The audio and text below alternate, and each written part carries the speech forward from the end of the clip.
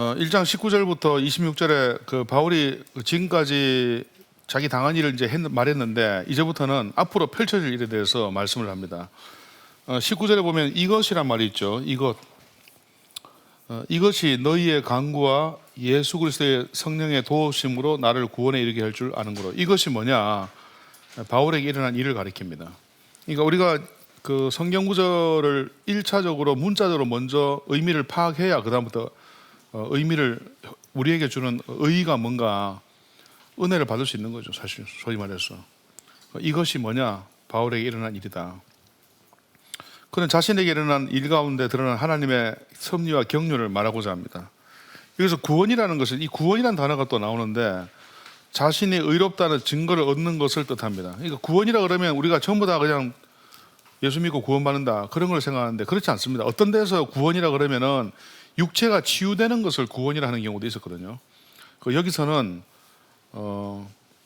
자신이 의롭다는 증거를 얻는 것을 뜻합니다.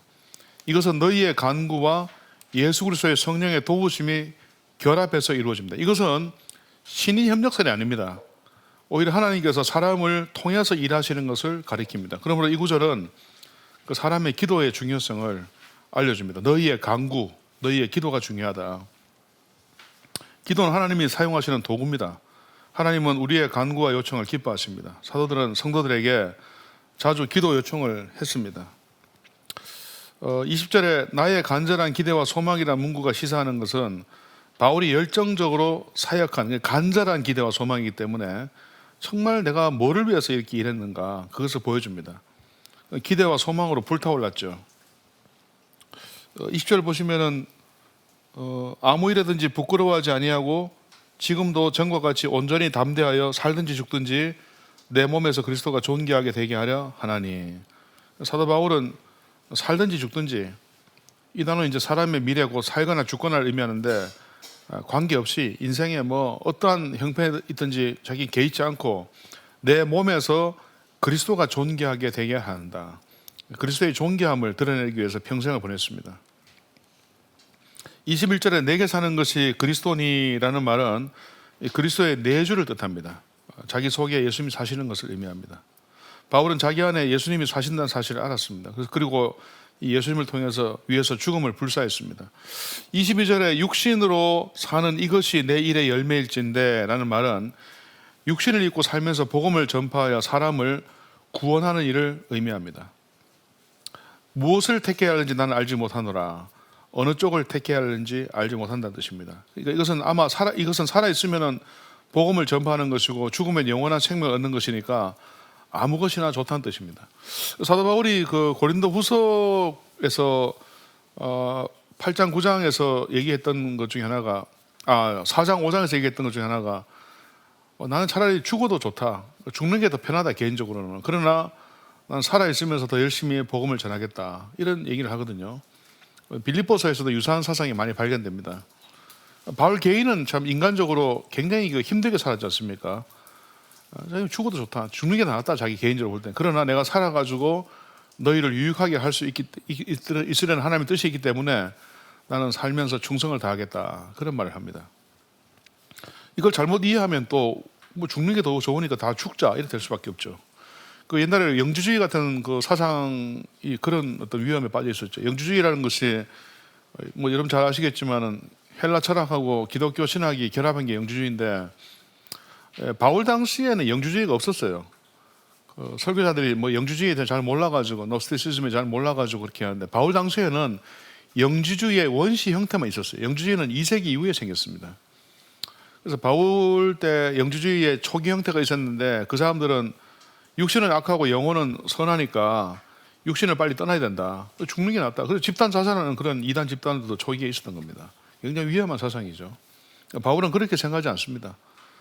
바울은 단지 죽으면 영광이지만 살면 충성해야 된다. 살아있는 동안에 하나님이 생명을 주신 이 기간에 자기 인생을 하나님께 바쳐야 된다. 그런 아주 강한 사명감을 지금 불러일으키기 위한 의도입니다.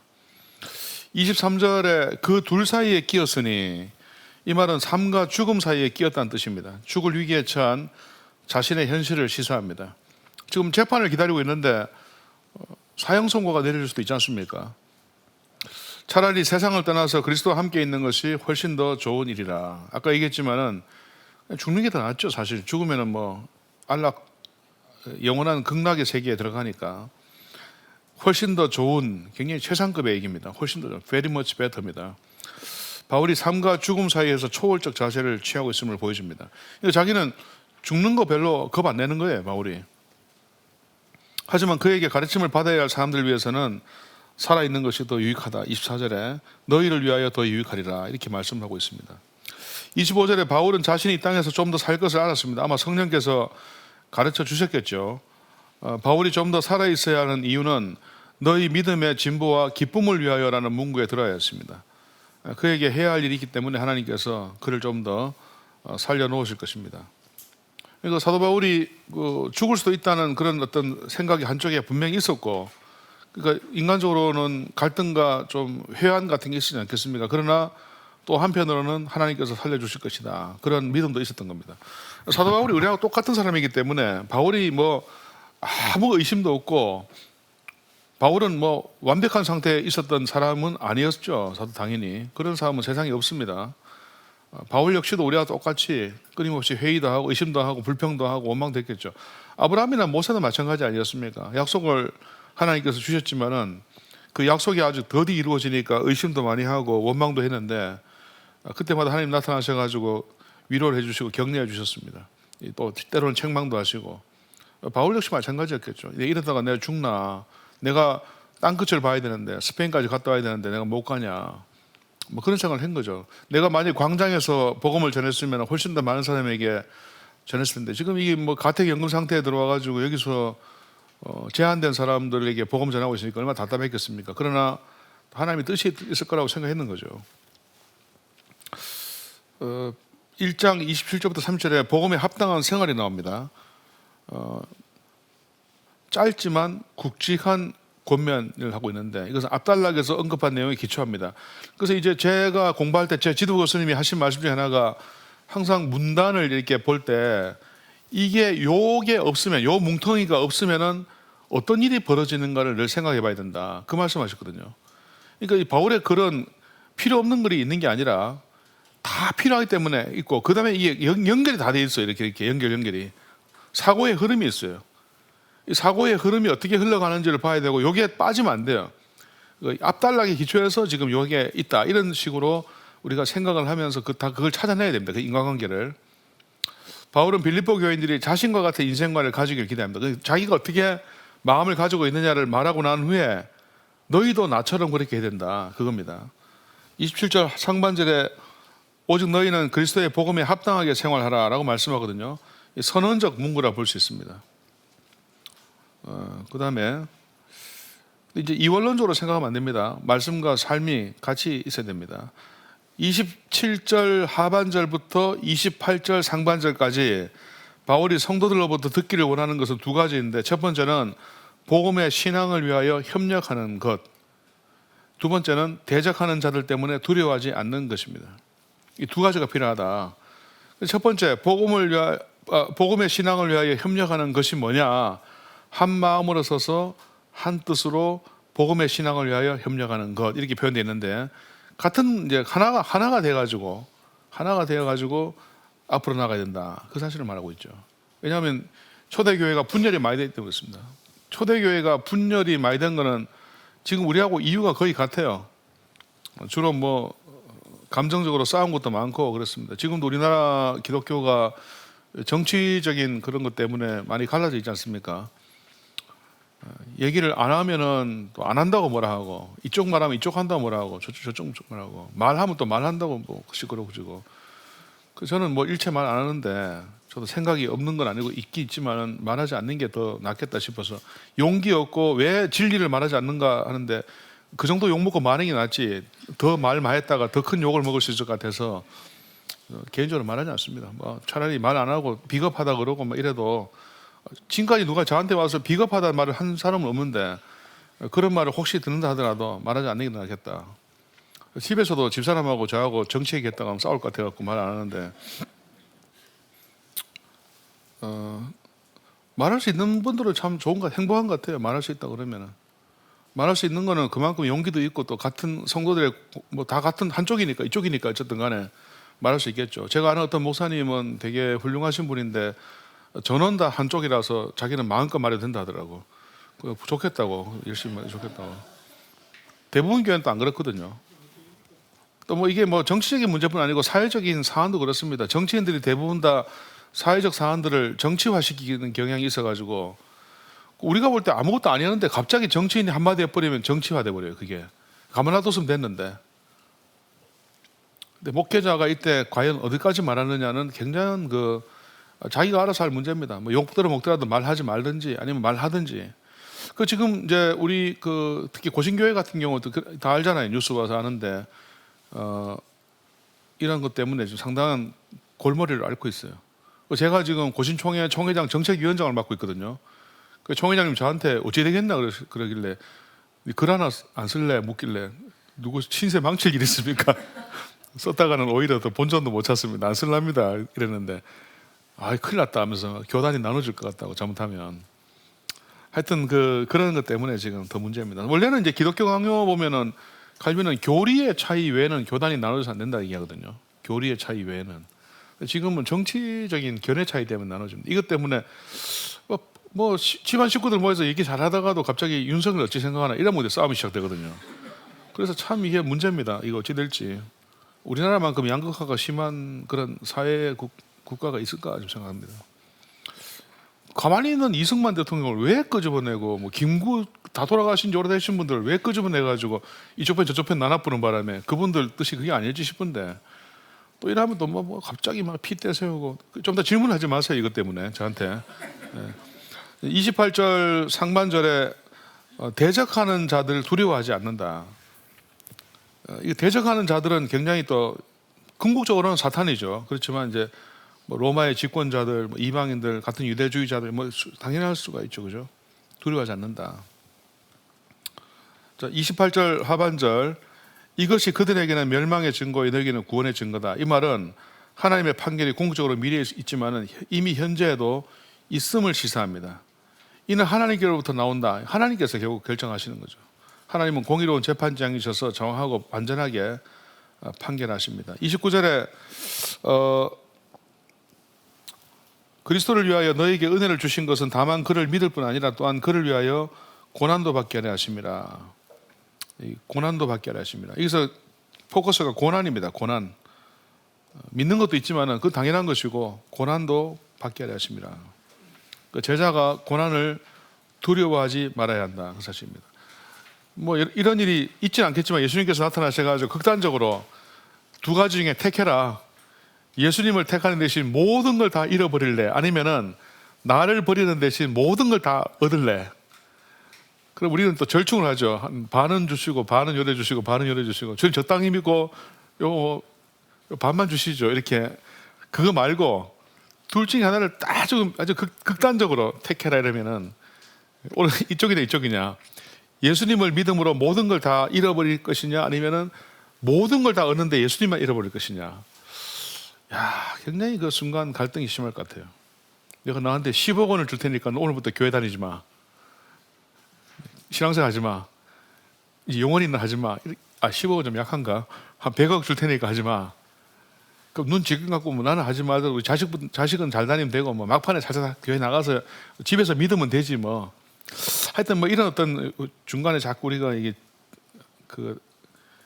쇼부를 보려는 그런 심성을 갖고 있는데 이 제자의 삶이라는 것은 굉장히 입장이 좀 분명하고 단호하고 주님만 나는 택한다 이런 어떤 게 있어야 되는데 이게 참 쉽지 않은 일입니다. 그게 뭐가 어렵습니까? 할지 모르겠는데 그런 분들은 참 훌륭하신 분들이에요. 특히 고난을 이제 받을 때 이게 저도 제가 개인적으로 뭐 목숨을 잃거나 하는 것은 할 수 있을 것 같아요. 근데 남아있는 우리 처자식을 생각하면 또 이게 또 쉽지 않단 말이에요. 이게 여러 가지 일을 생각할 때 참 목사인데도 불구하고 믿음이 참 약하다. 우리 과거에 신사참배할 때 순교하신 그런 분들이나 뭐 공산 치하에서 복음을 믿다가 큰 고난을 겪으신 그런 분들을 생각하면은 우리가 얼마나 참 믿음 없고 얼마나 우리가 그 한 사람인가. 옛날에 독립운동하던 사람도 그 영화를, 저는 요즘 영화 잘 안 보는데 하여튼 보면은 막 고문하면서 너희 독립군 있는 위치를 말해야 하는데 말 못한다 하고 막 고문 나오고 하잖아요. 내가 만약 저 안에 있으면은 아예 다 얘기해 드릴게요. 종이하고 볼펜 갖고 오세요. 다 적어 드릴게요. 막 찢지고 막 이러는데 손가락 손톱 뽑고 하는데 그거 어떻게 내가 참고 견딜까? 야, 그 쉬운 일 아니거든요.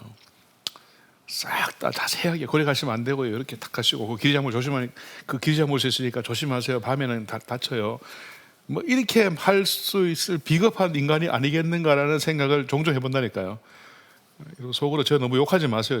저런 사람이 좋아서 강의하고 있나 할지 모르겠는데 참 얼마나 나약한가 우리가 주님을 위해서 고난받는 것에 대해서. 정말 모든 걸 다 잃어버리고 복음만을 택할 수 있을 것인가, 바울처럼. 그게 쉽지 않단 말이에요. 30절, 너희에게도 그와 같은 싸움이 있다. 여러분, 여기 이 고난에 관한 이야기, 특히 복음을 전하면서 부당하게 고난을 참는 그런 얘기를 하면서 바울이 너희에게도 그와 같은 싸움이 있으니 너희가 내 안에서 본 바요 이제도 내 안에서 듣는 바냐. 바울이 지금 그렇게 살고 있지 않습니까? 이거 사도 바울이 지금 겪고 있는 이것을 보면서 너희도 결국은 나처럼 싸워야 된다, 그 말씀하거든요. 우리가 자기의 실상을 정확하게 알고 내가 뭐 주를 위해 내 모든 걸 바칩니다, 아낌없이 드리네, 내게 있는 모든 것을 아낌없이 드리고 생명까지 뭐 주를 위해 바친다는데 나중에 보면 그 사람은 못 바쳐요. 보면은 굉장히 그 자기 걸 탐하고 이기적이고 자기의 그 육신의 보양을 위해서 최선을 다하는 사람 같이 보이는 그런 경향이 많습니다. 그래서 우리 그리스도인들이 너무 나약하다 지금 그 생각을 많이 합니다. 저 자신부터 생각해가지고 다시 계속 결단해야 됩니다. 본문이 주는 교훈을 봅시다. 바울의 인생 목표는 그리스도가 존귀하게 되는 것이었습니다. 그리고 바울은 이 생명과 죽음에 대해서 아주 초월적 자세를 갖고 있었습니다. 죽으면 영원한 생명을 얻는 것이고 살면은 더욱 열심히 복음을 전파하는 것이다, 이렇게 말하고 있거든요. 그러니까 24절에 내가 육신으로 있는 것이 너희를 위하여 더 유익하리라, 이런 자세가 필요하죠. 우리가 죽으면 안 되죠. 뭐 어쩔 수 없이 죽음을 당하면 몰라도 오래 살면서 유익한 사람이 되겠죠. 유익한 사람. 또 바울은 복음에 합당한 생활이 무엇인지를 가르쳐 주는데 두 가지입니다. 복음의 신앙을 위하여 협력하는 것 더하기 대적을 두려워하지 않는 것, 이 두 가지입니다. 나눔을 위한 질문 참고하시고, 그다음에 2장 보겠습니다. 이제 2장에서 성도의 연합을 보는데요, 4장 1, 2절에 따르면은 빌립보 교회에 작은 분열이 있었던 것으로 보입니다. 이건 심각한 분열은 아니고 두 여성 요디아와 순두개를 중심으로 한 것으로 추정되는데 바울이 서신에서 이 분열 주제를 간간히 언급합니다. 근데 성도의 연합은 어떻게 가능하냐 할 때 겸손으로 가능하다. 그래서 2장 1절부터 4절까지 겸손에 관한 이야기예요. 겸손에 관한 이야기입니다. 1절에 그리스도 안에 있는 요소들, 즉 권면, 또 이 권면은 파라클레시스인데 이게 파라라는 말은 옆에란 뜻이고 클레시스라는 말은 이제 얘기한다는 뜻이거든요. 옆에서 얘기한다.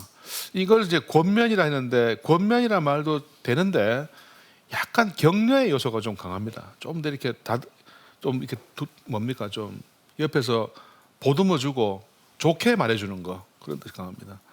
또 사랑의 위로, 성령의 교제, 긍휼과 자비 다 좋게 말해주는 거예요. 권면은 조금 딱딱하지 않습니까? 야, 너 이래 살면 안 돼, 이런 게 아니라 힘내가지고 열심히 살아봐, 그런 뉘앙스입니다. 이것은 빌립보 교인들이 경험한 구원의 실체입니다. 만일 있거든이라는 문구는 조건절인데 확인하는 역할을 합니다. 바울은 빌립보 교인들에게 이런 경험이 있다고 믿지만 그들이 다시금 자신의 구원 경험을 생각해 보게 하려고 이렇게 말을 합니다. 근데 이것도 삼위일체적으로 말하거든요. 예수 그리스도의 은혜, 하나님의 사랑, 성령의 교통, 이렇게 축도가 구성되어 있는데 여기서 역시 그 삼위일체적인 그런 얘기가 있습니다. 1절에 그리스도 안에 있는 무슨 권면, 또 사랑의 무슨 위로, 성령의 무슨 교제, 이렇게 그리스도와 성령에 대해서 말씀을 하고 있습니다. 2절 보겠습니다. 구원받은 사람은 구원받은 사람의 삶에 관한 권면인데요, 1절은 구원받은 사람의 상태고 너희에게 이런 것이 있다, 그 사실이고요.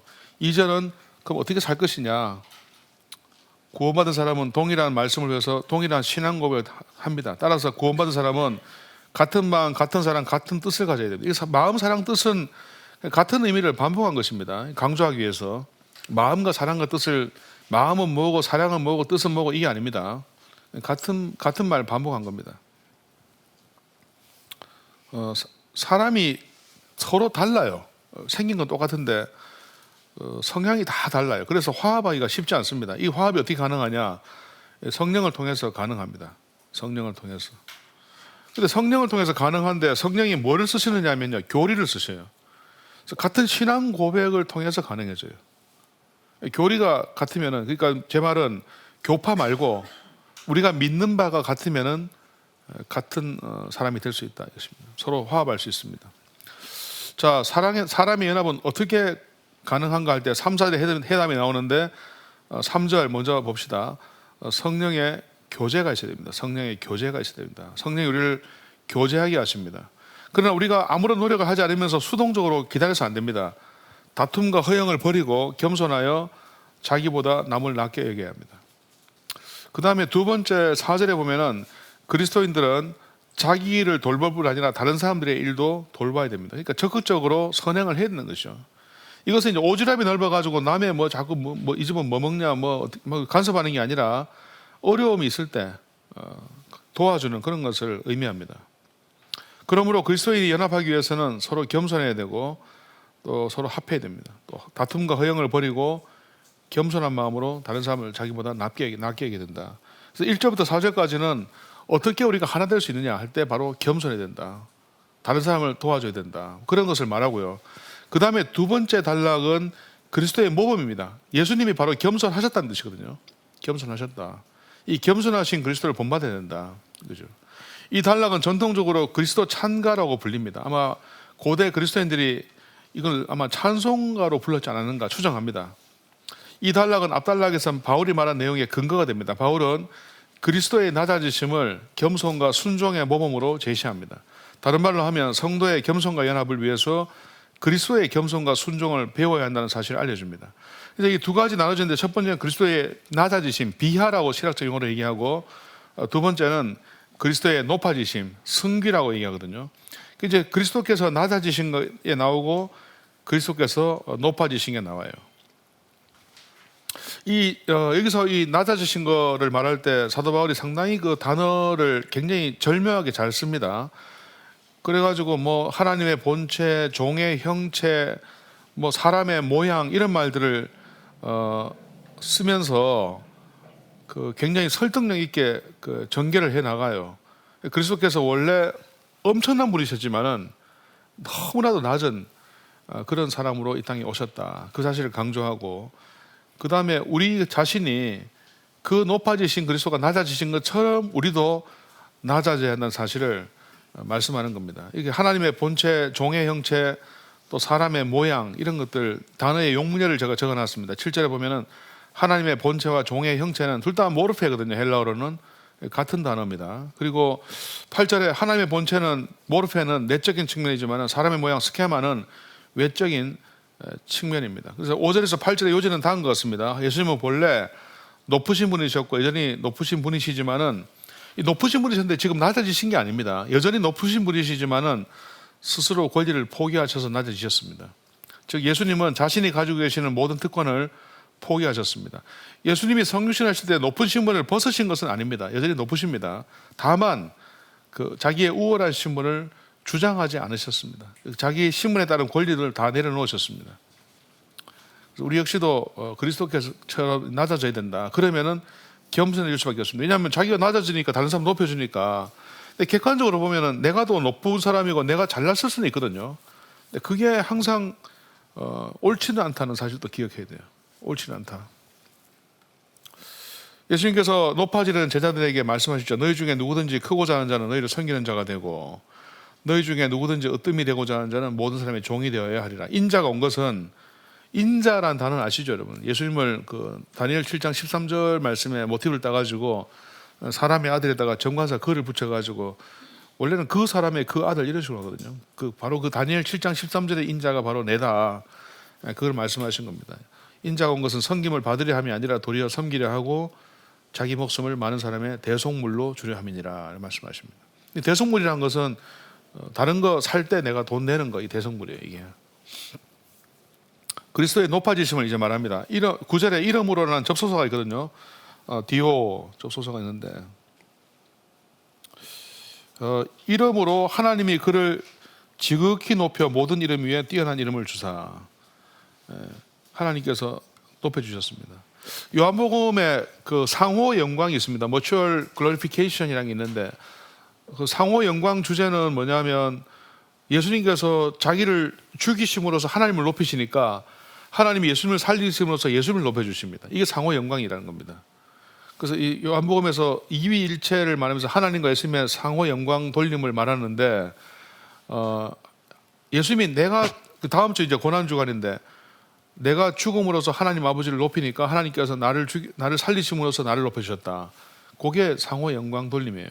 근데 그 상호 영광 돌림이 결국 우리에게 은덕이 되고 또 우리에게도 모범이 된다는 사실을 기억해야 돼요. 서로를 높여주는 거죠. 서로 높여주는 거. 그게 더 낫다. 10절에 보면은 하늘에 있는 자들과 땅에 있는 자들과 땅 아래에 있는 자들이란 말이 나오는데, 이 하늘에 있는 자들을, 땅에 있는 자, 땅 아래에 있는 자들 누구냐 하면은 하늘에 있는 자들은 천사, 땅에 있는 자들은 사람, 땅 아래에 있는 자들은 반역자를 가리킵니다.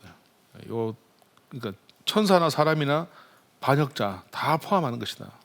모든 무릎을 꿇게 한단 말은 절대 복종이죠. 11절에 하나님은, 11절은 좀 해석할 때 조심해야 됩니다. 하나님은 모든 입으로 예수 그리스도를 주라 시인하여 하나님 아버지께 영광을 돌리게 하셨느니라. 뭐 반역자나 뭐 이런 사람들, 이런 자들이 어떻게, 이 반역자는 마귀도 포함되는데 어떻게 이렇게 믿을 수 있겠습니까? 이것은 믿게 되었다는 뜻이 아니라 승리자임을 인정하게 되었다는 뜻입니다. 예수님의 승기가 선포되자 심지어 반역자들이라도 예수님의 우월하심을 시인하지 않을 수 없게 되었습니다. 이 시인한다는 말은 믿어서 구원받는 건 아닙니다. 우리가 안다 할 때도 그것이 당신은 하나님의 아들이십니다 할 때 그게 다 신앙 고백은 아니죠. 왜냐하면 귀신도 그렇게 말을 한 적이 있죠. 귀신도 그렇게 말했는데 그렇게 말했다 해가지고 믿었다는 말은 아니죠. 여기서도 마찬가지입니다. 겸손, 굉장히 중요한 덕목입니다. 잠언 3장 34절 말씀을 베드로가 인용했죠. 굉장히 겸손한 자에게 은혜를 베푸신다 이 말씀하셨죠. 교만한 자는 대적하신다. 자, 본문이 주는 교훈, 본문은 연합의 주제를 다룹니다. 그리스도인은 연합해야 됩니다. 연합, 하나가 돼야 된다. 이제 연합한다는 말은 뭐 모든 게 다 연합입니다. 최근에는 제가 요즘 국내 이주민 유학생들 관심이 좀 많은데, 그 경북대학교 옆에 저희 교회가 있다 보니까 외국인 유학생이 지금 1,500명 되거든요. 거의 영진전문대학교에 지금 500명쯤 된다 그러더라고요. 저희 교회에 경대 교수님의 영진전문대 교수님들이 있는데 제가 그 통계청 통계도 확인해보고 물어봤는데 교수님들한테 이제 한국의 지방대학들은 외국인 유학생이 없으면 이제 안 돼요. 잘 쉽게. 뭐 서울도 마찬가지지만 우리나라 인구가 이제 급격하게 주니까 그 외국인이나 난민, 이주민 선교가 지금 선교의 큰 화두라 하더라고요. 우리 이 목사님 선교 잘해서 그렇죠, 그죠? 이주민, 난민, 유학생들 굉장히 중요한 이슈가 됐죠. 이제 한 300만 명 뭐 된다는 말이 있더라고요. 들어보니까 우리나라 인구의 거의 10분의 1 가까이 돼가는데 굉장히 저도 요즘 좀 잘 몰랐는데 최근 들어서 조금 유학생들 선교를 해야 되겠다 생각이 좀 들었습니다. 이 목사님 오래전부터 많이 하셨는데 저는 이제야 눈 떠가지고 좀 관심을 가지고 내일 저희 교회 그 팀이 모이는데요. 모여서 이제 저희는 뭐 좀 작게 일단 시작해 볼 생각입니다. 최근에 제가 고신총회 선교사 중에 이주민 선교하는 분들 좀 강의도 듣고 또 저에게 모시기도 하고 얘기도 했는데 쉽지는 않더라고요. 그게 또 막상 해보려니까 외국인들 유학생 들어온 사람들 전도하고 양육한다는 게 쉽지는 않겠던데 참 중요한 일인 것 같아요. 근데 이것도 역시 중요하다. 연합은 여기도 포함되는 거니까 또 우리가 얼마나 겸손해야 되는가 할 때 예수님께서 겸손하신 것을 또 따라야 하기 때문에 따라야 한다. 그 정도를 말씀드릴 수 있겠습니다. 이제 2장 너희 구원을 이루라.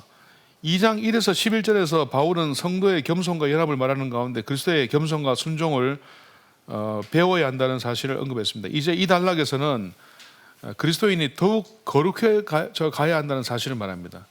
그러니까 겸손과 순종에서 전체적인 성화로 나아가죠. 제가 항상 이렇게 문단과 문단 사이에 어떤 인과관계가 있고 이 연결이 어찌 되는지를 설명하는 그런 것을 이렇게 만들어 놨어요. 이걸 또 알고 있어야 됩니다. 우리가 12절에 문장 제일 앞에 있는 그러므로 접속사가 호스트인데 앞단락과 이단락을 연결해 줍니다. 교훈에서 적용으로 이어줍니다. 바울이 말하려는 요지는 분명합니다. 그것은 앞에서 말한 그리스도의 겸손과 희생을 실천하라는 것입니다. 실천이 된다. 너희가 나 있을 때뿐 아니라 더욱 지금 나 없을 때에도 항상 복종하여라는 문구는 지금 바울이 빌립보 교인들과 같이 있지 않음을 암시하죠. 로마 감옥에 있으니까요. 나 없을 때도라는 표현은 바울이 전한 말씀이 남아있으니까 그 말씀을 복종해야 한다는 사실을 의미합니다. 그리스도인들은 항상 말씀에 복종해야 됩니다. 두렵고 떨림으로 너희 구원을 이루라. 굉장히 우리가 많이 사용하는 표현인데, 바울은 인간의 연약함을 자주 언급했습니다. 심지어 위대한 조상 아브라함의 예를 말하기도 했습니다. 만일 아브라함이 행위로서 의롭다 하심을 받았으면 자랑할 것이 있으려니와 하나님 앞에서는 없느니라. 성경이 무엇을 말하느냐? 아브라함이 하나님을 믿음에 그것이 그에게 의로 여겨진 바 되었느니라. 아브라함도 믿음의 조상이라 일컬어지는 아브라함도 믿음으로 의롭다함을 얻었으며 행위로 의롭다함을 얻은 것이 아니었기 때문에 아브라함의 후예들은 더 겸손해야 된다. 그러니까 너희 행위 그거 해봐야 별거 아니야. 뭐 그런 겁니다. 이 하나님의 스탠다드를 생각하면은 별거 아니다는 거죠. 칭의, 성화, 영화 문제를 제가 언급했는데 이것은 참고하십시오. 구원을 이루라라는 말은 1장 27절에 그리스도의 복음에 합당하게 생활하라는 말과 같습니다. 이는 이렇게 된 사람이 성화되어야 한다는 뜻입니다. 그것은 책임과 의무와 사명을 포괄합니다. 두렵고 떨림으로라는 표현은요, 신자가 성화에 임하는 태도로서 공포와 강압과 불안 등이 아니라 신중함과 경외심으로 하는 뜻입니다. 신중한 경외심. 베드로가 이것을 다음과 같이 표현했습니다. 그러므로 형제들아 더욱 힘써 너희 부르심과 택하심을 굳게 하라. 이게 이제 우리 구원의 확신 문제와 연결된 제가 나중에 제가 쓰고 싶은 책 중에 하나가 구원의 확신인데 이게 참 어려워요. 제가 구원론에 대해서 좀 공부하신 분들한테 물어보니까 구원의 확신 쓰는 게 그렇게 힘들다더라고요. 저는 이게 굉장히 고민이 많은 주제입니다. 제가 전공이 신약이기 때문에 가급적 딴 거 안 쓰려고 애를 쓰다가도 구원의 확신 언제 한번 써보고 싶다 이런 욕심을 늘 있었습니다. 부르심과 택하심, 하나님께서 우리를 선택하신 것들을 굳게 하라. 그 다음에 13절, 제가 이제 또 하나 교리에 대해서 말씀드리자면요, 성경신학적 입장에서 성경신학자들하고 조지신학자 사이에 옛날에는 사이가 좀 안 좋았어요. 최근에 뭐 좀 서로 친하게 지내기도 하는데 이 접근 방식이 다릅니다. 이게 성경신학하고 조지신학하고 뭐 아시겠지만은, 그래서 성경신학자들은 조지신학자들 조금 경멸까지는 아니고 조금 근거 없는 논리를 전개한다. 조지신학자들은 성경신학자들 맹탕이다. 원어만 할 줄 알지 딴 거 아무것도 모른다. 이렇게 보거든요. 예를 들면 뭐 성찬에 대한 글을 쓴다 칩시다. 성찬. 조지신학자들은 성찬에 대한 책을 쓰면 굉장히 두꺼운 책을 써내요. 근데 성경신학자들은 쓸 게 별로 없어요. 한 A4 용지 한 3페이지 쓰고 나면 끝이에요. 쓸 게 없어요. 왜냐하면 성경신학은 1차 학문이거든요. 성경 본문을 굉장히 차갑게 보면 냉정하게 와서 뭐 헬라, 히브리어 분석하고 원문 구조 막 나누고 뭐 이래가지고 앞뒤 조금 보고 이래가지고 그냥 결론 내버려요. 근데 조지신학자들은 거기다가 아주 풍요로운 뭔가를 막 가미를 많이 합니다. 그래서 저도 조지신학 책을 보면, 저는 이제 목회자다 보니까 조지신학 책을 보긴 보는데 이거 과연 근거가 어디냐라는 생각을 좀 많이 할 때가 많거든요. 그러니까 이게 똑같지 않겠지만 우리 뭐 원장님 계시지만 양의사하고 한의사 느낌이 좀 난다 할까? 왜 그렇게 했을까? 뭐 이런 생각이 좀 드는 게 좀 없지 않아 있어요. 누가 한의사인지 누가 양의사인지 그건 아니지만은 어쨌든 접근 방식이 좀 어프로치가 좀 다릅니다. 13절, 신자들 안에서 행하시는 분은 하나님이십니다. 너희 안에서 행하시는 이는 하나님이시니. 이 6절에 아까 질문 나왔던데 너희 안에서 착한 일을 시작하신 이가, 이 착한 일을 시작하신 이가 너희 안에서 행하시는 분과 같은 말이죠. 헬라 원문에는 하나님이 문장 제일 앞에 나와서 강조되어 있습니다. 테오스가 강조되어 있습니다. 그래서 하나님께서 친히 하신다. 그 다음에 사도 바울이 내가 나된 것은 하나님의 은혜로 된 것이니 내가 한 것이 아니다. 하나님께서 하신 것이다. 그 말씀했죠. 근데 성화는 신자의 자발성을 특징으로 합니다. 신자가 원해서 거룩한 삶을 살아가는 겁니다. 억지로 혹은 강압적으로 거룩함을 추구하는 것이 아닙니다. 그리고 하나님은 우리가 간절히 원할 때 일하십니다. 우리는 거룩함을 위해서 노력해야 됩니다. 최선을 다해야 됩니다. 그럴 때 성령이 역사하십니다. 인간의 행위하고 성령의 역사 사이의 인간관계 문제는 제가 다룰 수 있는 부분이 또 아닌 것 같습니다. 제가 목회자 수준은 알지만은 전문적으로 다루는 것은 조신학자들이 또 해야 할 그런 일이죠. 근데 성령께서 하여튼 인간의 수고를 쓰시고 노동을 쓰신다는 거죠. 그래서 교회도 마찬가지 아닙니까? 하나님께서 교회의 주인이시고 하나님 일하시지만은 하나님은 직분자를 쓰시기를 기뻐하시잖아요. 그 직분자를 통해서 하나님 일하시지 않습니까? 직분자 열심히 충성하라, 봉사하라, 죽도록 충성하라 말씀하시지 않습니까? 이제 이스라엘의 예를 말하는데요. 헬라 본문에서 2장 14에서 16이 하나의 문장입니다. 바울은 이스라엘 백성이 광야에서 지내던 모습을 가지고 성화에 관한 교훈을 줍니다. 성경에는 출애굽 이후 광야에서의 삶을 통한 교훈이 자주 나옵니다. 14절 보겠습니다. 모든 일을 원망과 시비가 없이 하라. 이게 이제 광야 시대 이스라엘 백성들의 특징이었죠. 끊임없이 원망과 시비를 했죠. 넘어가겠습니다. 15절. 신자는 이제 14절과 달리 15절처럼 살아야 되는데 이는 너희가 흠이 없고 순전하여 어그러지고 거스르는 세대 가운데서, 이 말은 이제 신명기 32장 5절에서 모세가 이스라엘 백성에 대해서 흠이 있고 비뚤어진 세대라고 말한 것을 인용한 것입니다. 이런 잘못된 세대에서라는 뜻입니다. 근데 이 흠이 없고 순전하여라는 말은요, 하나님이 원하시는 재물을 시사해요. 이것은 신자의 상태가 되어야 됩니다. 깨끗하고 아무 흠도 없고 점도 없는 그런 재물. 어그러지고 거스르는 세대, 이 세상 실태를 보여주죠. 그런 세대에서 하나님의 흠없는 자녀로 세상에서 그들 가운데 빛을 나타내라. 캄캄한 밤에 빛을 비추는 것을 의미합니다. 신자의 존재감을 가르쳐 줍니다. 16절, 15절을 통해서 16절이 가능해집니다. 하나님의 자녀들은 바울이 전한 생명의 말씀을 밝혀야 됩니다. 붙들어야 되죠. 이 밝혀야 한다는 말은 헬라어로 붙들어야 된다는 말하고 의미가 두 개 똑같아요. 그래서 그냥 밝혀야 된다, 붙들어야 된다. 근데 이제 제 생각에는 이걸 빛이라는 측면을 강조한다 그러면은 밝히는 게 맞고, 말씀이라는 측면을 강조한다 그러면 붙들어야 된다는 말입니다. 그 같은 뜻이에요. 한 단어가 두 개 뜻이 같이 있어요. 그리스도의 날에 내가 자랑할 것이 있게 하려 함이라라는 말은 바울의 사역이 열매를 맺게 한다는 뜻입니다. 이것은 상은유죠. 상은유. 그러므로 하나님의 자녀들이 해야 할 일은 다음과 같습니다. 원망과 시비를 버리는 거, 흠이 없고 순전해지는 거, 빛들로 나타내는 거, 생명의 말씀을 밝히는 거. 근데 구원을 이루는 방법은 뭐냐? 그럼 교회입니다. 이거는 바울은 제사 언어를 사용해서 교회 공동체의 정체성과 방향성을 제시합니다. 그는 모든 성도가 함께 하나님께 드려지고 봉사해야 한다고 역설합니다. 이를 통해서 바른 교회가 세워질 수 있고 또 나아가서 신자들의 구원이 이루어질 수 있습니다. 우리가 구원을 이룬다 할 때 구원은 반드시 교회를 통해서 가능해집니다. 그러니까 신자 혼자서 잘할 수가 없습니다. 우리 신앙의 선배들이 말할 때 신자의 아버지는 하나님이시고 신자의 어머니는 교회다 이렇게 말했습니다. 아버지 없이 아이가 태어날 수 없고 엄마 없이 아이가 자랄 수가 없죠. 교회 없이 자랄 수 없는 겁니다. 최근에 그 가나안 교회가 많이 생기기도 하고 또 온라인 교회도 생기는데 앞으로 이거는 더 많이 생길 것 같아요. 더 많은 현상이 보여줄 것 같은데 저는 그 생각이 바른 교회론을 말하면서도 현실을 좀 반영한 교회가 되면 좋겠다는 생각을 합니다. 그러니까 지금 저출산 문제 같은 경우도 계속 애를 낳아라 한다고 그게 될 문제는 아니지 않습니까? 그럼 저출산 시대에 어떻게 정책을 펼칠 것인가, 그쪽으로 뭐 지금 정부도 아마 가려는 것 같은데 교회도 지금 신학생 같은 경우도 그렇습니다. 지금 신학생이 없거든요.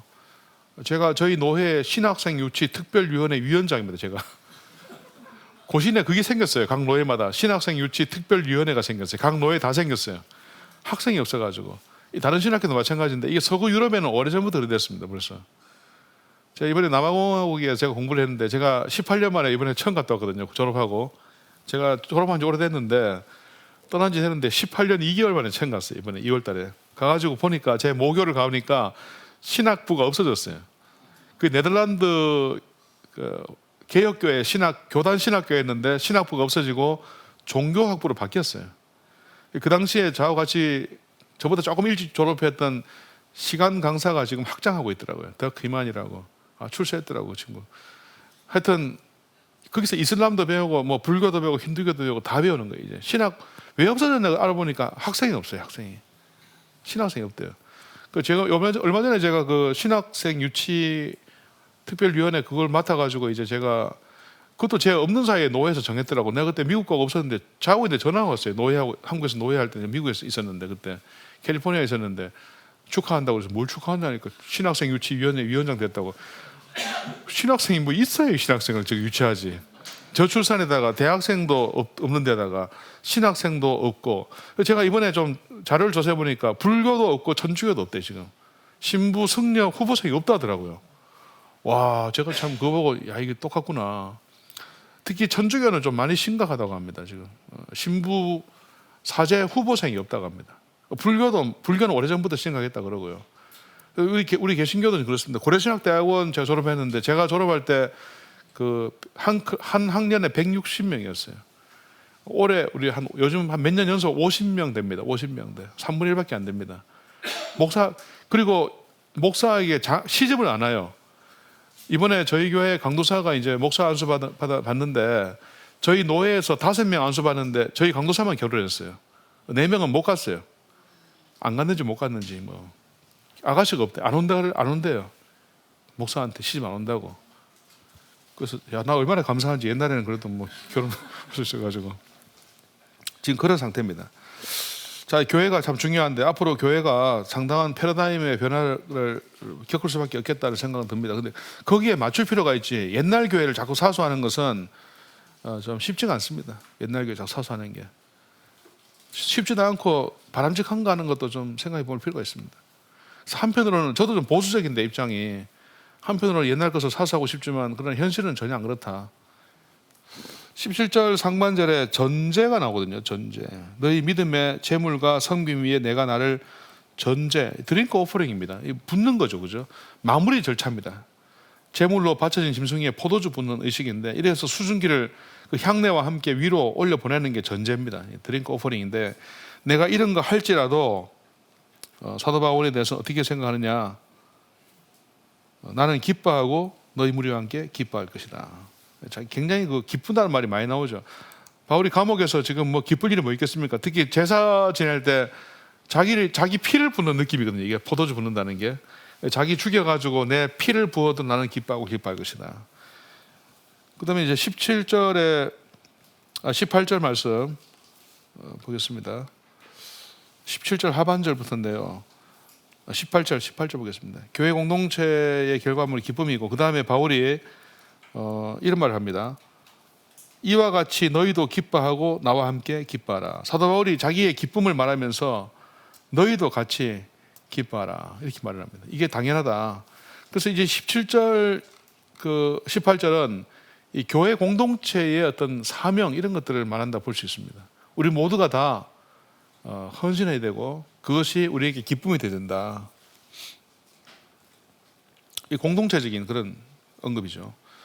본문이 주는 교훈, 두려고 떨림으로 구원을 이루어야 한다.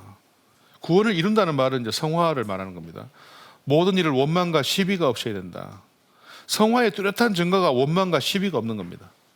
그래서 이 성화가 진행되는 사람은 긍정적인 마음, 또 밝은 표정, 좋은 말들을 갖고 있습니다.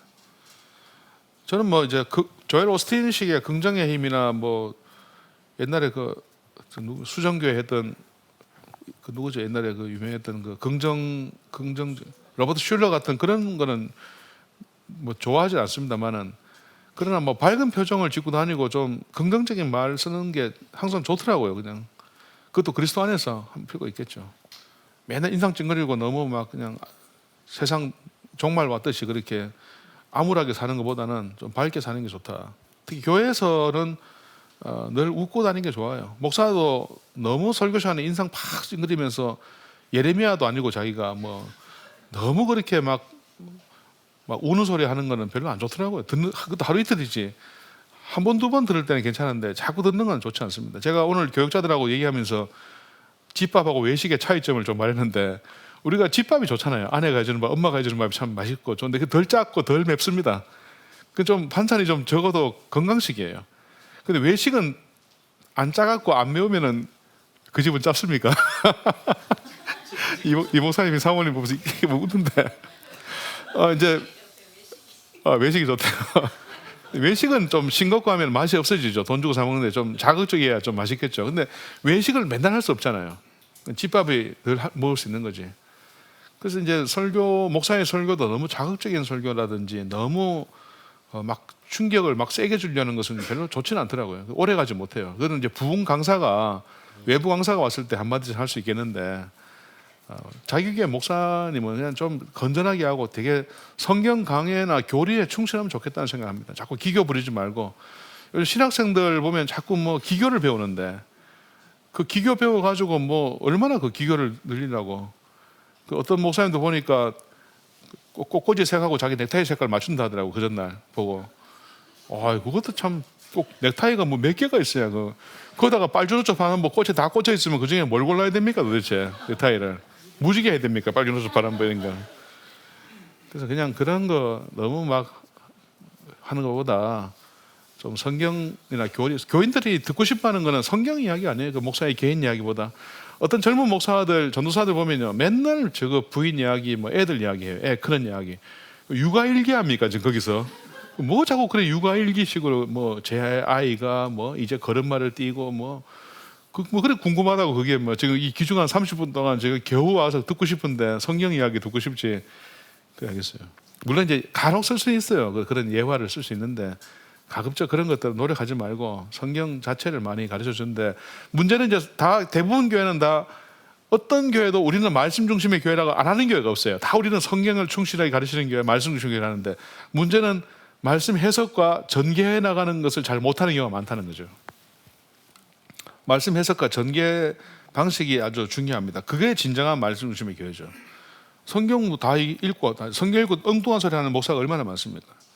또 자기 마음대로 대지 정하고 10절 읽어놓고 하는데 2절만 설교하고 말고 그 성경 10절이 정해진 것은 그만큼 그 사고의 흐름이 있고 자체의 대지가 있다는 뜻인데 그걸 깡그리 무시하면 안 된다는 거죠. 그럴 것 같으면 2절만 읽든가 그렇게 해야 되는 거죠. 그리고 이제 성경 그 기술적으로 하나 말씀드리자면 뭐 저보다 더 목회 오래 하신 목사님도 계시겠지만은 너무 한 책을 오래 붙잡는 거 좀 지겨워요. 저도 책 하나 선택하면 한 10주에서 12주 만에 다 끝내는 것 같아요. 어떤 거는 뭐 일주일, 한 달 만에 끝내고. 그 이제 여담이지만 어떤 장로님이 저한테 그런 얘기 하더라고. 자기의 목사님, 그 목사님이 저하고 친구거든요. 우리 목사님이 요 책을 너무 3년째 하고 있어가지고 반도 못 나갔다고 저보고 좀 친구 좀 말려주라고 그러더라고. 그래서 내가 그 친구가 전화했어요. 야, 그거 이제 그만하고 딴 거 해라. 근데 그 다음 장로님 전화 왔어요. 목사님 그 책을 이번 주부로 끝내겠답니다. 다음 주는 그 다음 책 하겠답니다. 이러더라고. 두 개 다 두꺼운 책인데 아이고 3년 동안 또 저거 하다가 또 연락 오겠구나 싶었는데요. 그런 것도 있습니다. 너무 오랫동안 3년을 어떻게 합니까? 한 책 가지고. 로이드 존스 같은 경우 뭐 로마서 갖고 7년 했다는데 그건 로이드 존스 좀 되는 사람이니까 그렇게 하는 거고 또 영국 사람 100년 전에 영국 사람이니까 하는 거고 우리 21세기 대한민국 사람은요 빨리빨리 넘어가야 됩니다. 이렇게 빨리빨리. 뭐 그 교회가 또 그거 좋아한다 그러면은 그리고 이제 속으면 안 됩니다. 목사님 설교 너무 좋아요. 그거 대부분 다 인사치레가 많습니다. 그냥 저기 차가운 부인한테 듣는 게 제일 낫습니다. 차라리 부인이 아이고 지겹다 이러면 그 말이 맞아요. 대부분 그 집사람한테 제가 물어보는데 괜찮았냐면은 아유 좀 오늘 좀 그렇더라 이러면 제가 또 습관이 뭐냐면 그 당신이 몰라서 그렇다 내가 설명을 하려는 거예요. 자꾸. 그 집사람이 또 내가 안 좋다는 얘기하면 분명히 나 설득시키려고 하는데 나 안 넘어간다고. 그래서 서로 요즘은 얘기 안 하는데 어쨌든 설교에 대한 스스로 평가받을 만한 어떤 장치는 좀 필요한 것 같아요. 누구한테든지 간에. 부인이 좋긴 한데 뭐 누구한테 잠깐 싸울 수 있거든요. 그것 때문에 교인하고 싸울 수도 있고 또 교인이 그걸 해주기도 좀 뭐하고 또 교인이 나는 우리 목사님 특별히 간택받아가지고 목사님의 설교를 평가하는 위치에 있어 뭐 이렇게 할 수 없잖아요. 참 어려운 문제예요. 동료들한테 좀 해달라든지 뭐 그럴 필요가 있습니다. 이제 2장 19절부터 30절에 탁월한 사람을 통해 배우라는데 2명의 제자를 디모데와 에바브로디도를 빌립보 교회에 바울이 보내면서 이 2명에 대한 얘기를 합니다. 바울은 빌립보 교인들이 디모데와 에바브로디도를 통해서 그리스도의 모범을 배우기를 원합니다. 훌륭한 사람을 만나고 교제하는 것은 대단히 탁월한 공부 방법입니다. 우리가 뭐 책을 통해서도 많이 배우지만은 사람을 통해 배우는 게 굉장히 큽니다. 사람을 많이 만나는 것이 좋습니다. 이제 긍정적인 면도 있고 뭐 부정적인 면도 있습니다만은 어쨌든 사람을 통해 배우는 것이 좋습니다.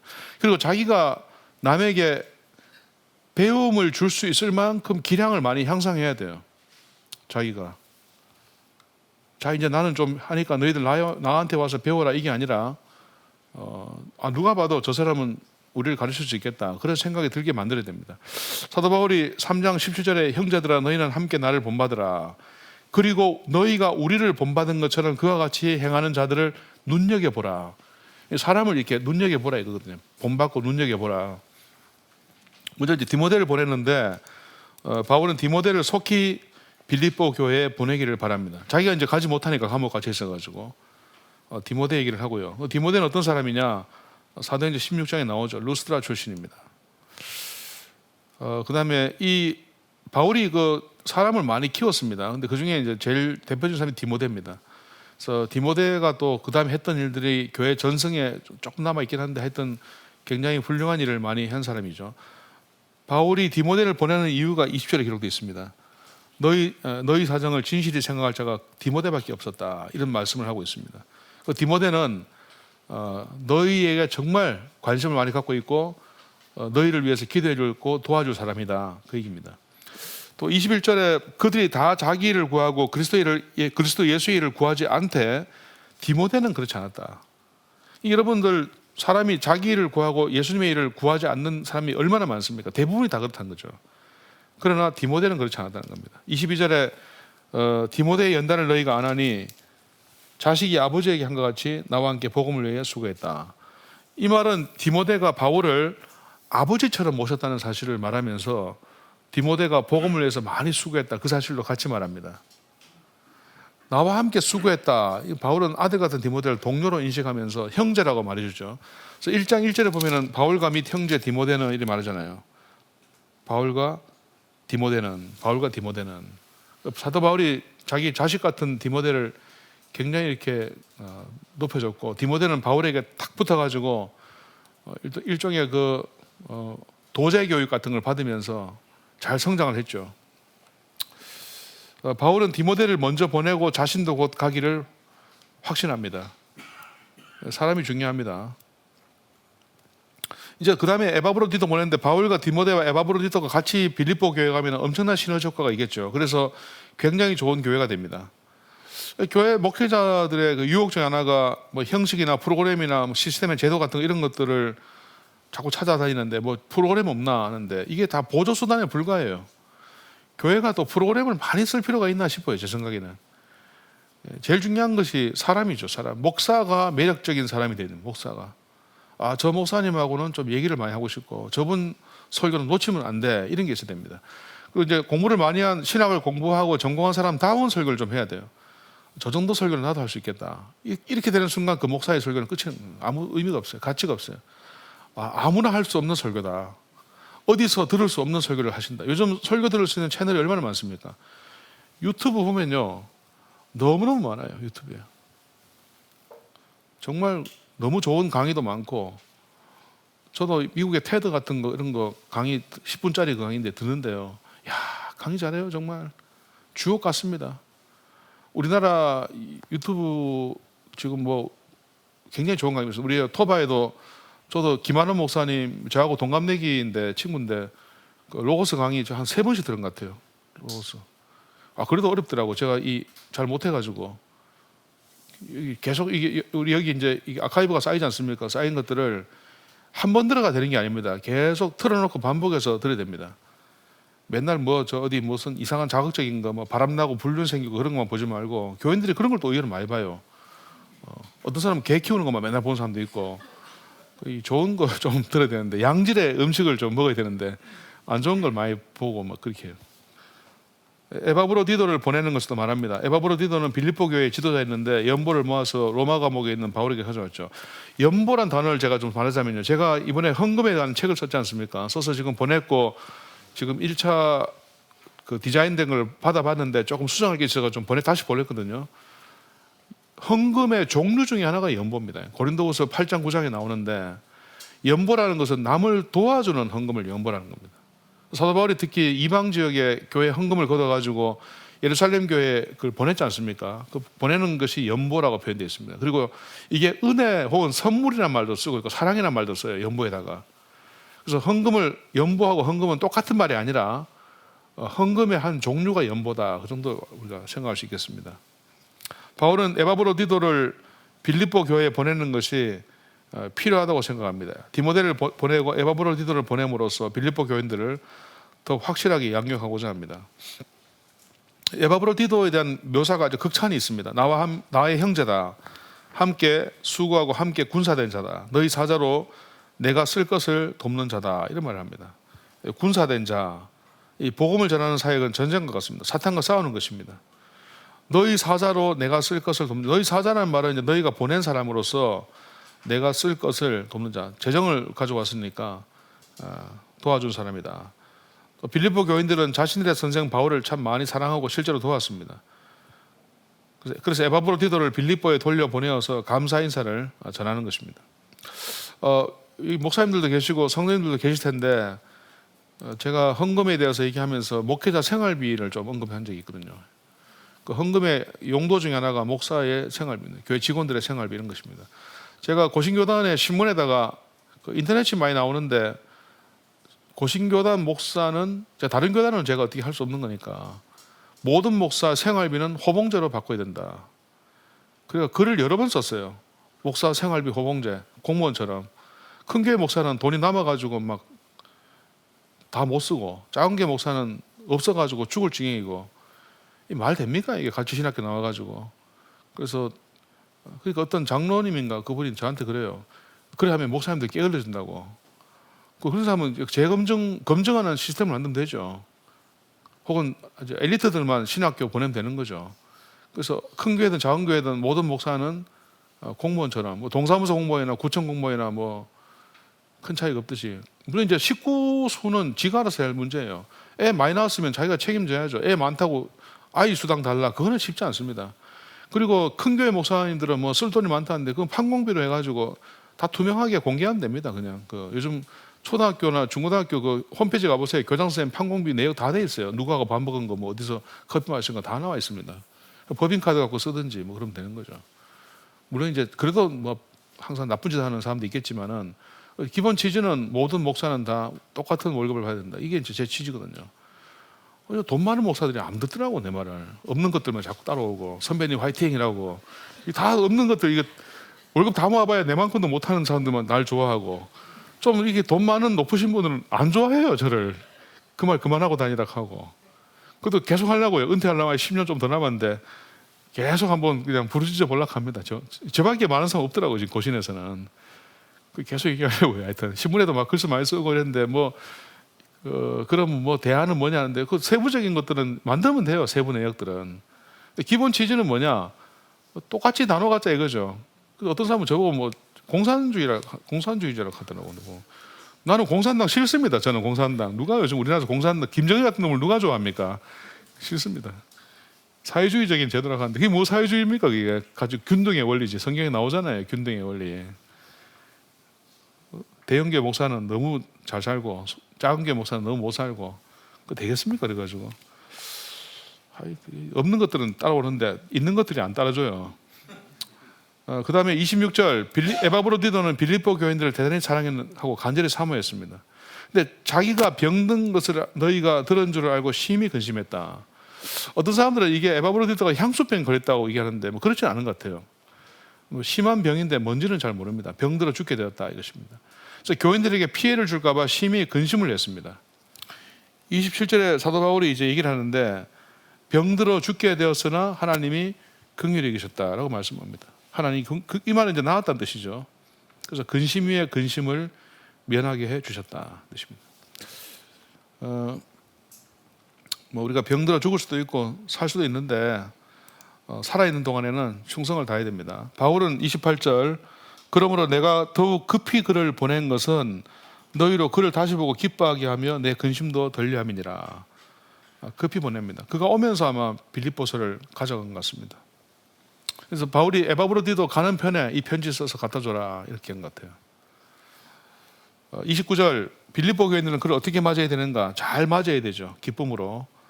또 하면서 바울은 에바브로디도뿐 아니라 이와 같은 자들을 존귀히 여겨야 한다 이렇게 말합니다. 주님의 종들을 기쁨으로 영접해야 되고 또 존귀하게 여겨야 한다. 이와 같은 자들 하니까 에바브로디도뿐 아니라 주의 일을 하는 자들 존귀하게 여기게 된다.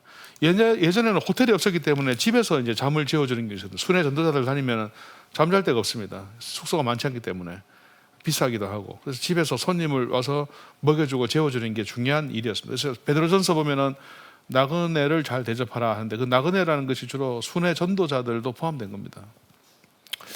30절에 에바브로리도를 잘 맞이해야 되는 이유가 뭐냐? 그가 그리스도의 일을 위하여 죽기에 이르러도 자기 목숨을 돌보지 아니한 것은 나를 섬기는 너희의 일에 부족함을 채우려 함이니라. 이 말은 뭐냐면은 바울을 충분히 섬겼다는 뜻입니다. 바울을 충분히 섬겼다. 바울을 잘 섬겼으니까 잘 대접해줘라. 죽음을 불사하고 바울을 섬겼다. 잘 대접해줘라. 본문이 주는 교훈 봅시다. 사람이 중요합니다. 사람이 교육 기자재입니다. 뭐 건물 잘 줘놓고 뭐 돈 많이 주면서 잘 양육해라, 이게 중요한 게 아니죠. 제가 저희 교회 교육관 지을 때 그 설교 많이 했어요. 우리 교육관은 그냥 비 피하고 바람 피하는 시설이고, 우리 성도들이, 어른들이 살아있는 교육관이 돼야 된다고. 저 지어놓고 이제 못하면 교사들 너 책임이다, 안 되는 거죠. 어른들이 야, 나 저런 장로님 닮고 싶다, 나 앞으로 커서 저런 권사님 될래, 이런 말을 들을 수 있어야 되지. 아, 나 우리 교회 어른들 정말 싫고, 나 저런 장로 꼴도 보기 싫고, 나 절대 저래 안 될 거야, 이래 안 된다는 거죠. 자기가, 사람이 제일 중요합니다. 그러니까 본받으라 말을 이제 바울이 하잖아요. 또 디모데를 보내고 에바브로디도를 보낸다고 하잖아요. 그들이 상당히 그 교인들에게 기대한 영향을 미쳤다는 거죠. 또 주님의 종이 지녀야 할 자질을 말하는데, 그리스도 예수의 일, 또 다른 사람을 돌아보고 목숨도 바치는 이런 일을 했습니다. 주의 종이 굉장히 이런 일을 할 수 있는, 다른 사람을 돌볼 수 있는 사람이 되어야 됩니다. 이타적인 사람이 되어야 됩니다. 동역자의 중요성도 오늘 본문에 나오죠.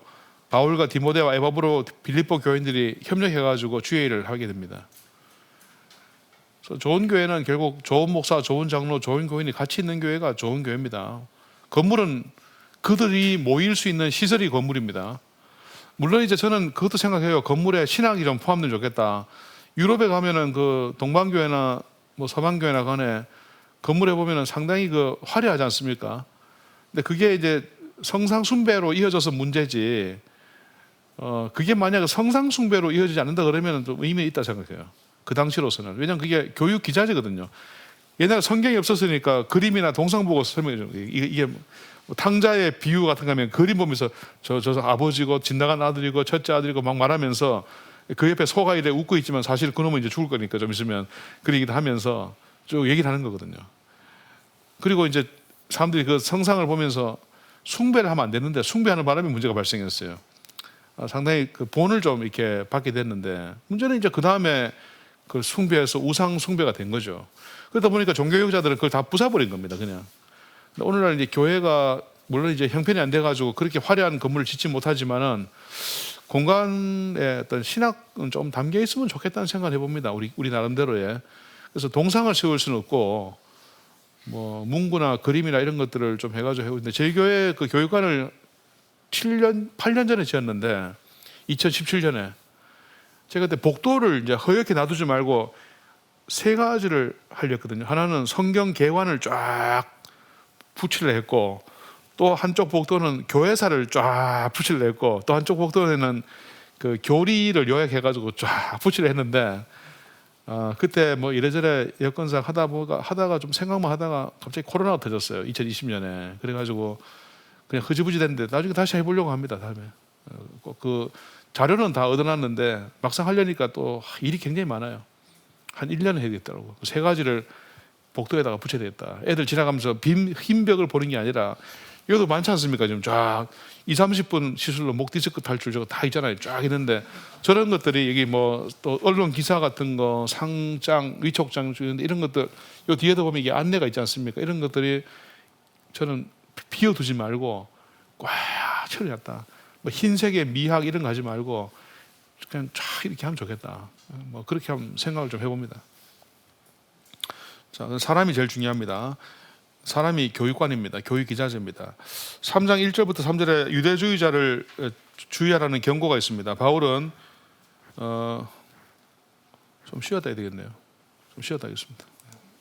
5분만 쉬었다 하겠습니다. 45분에 다시 모이겠습니다.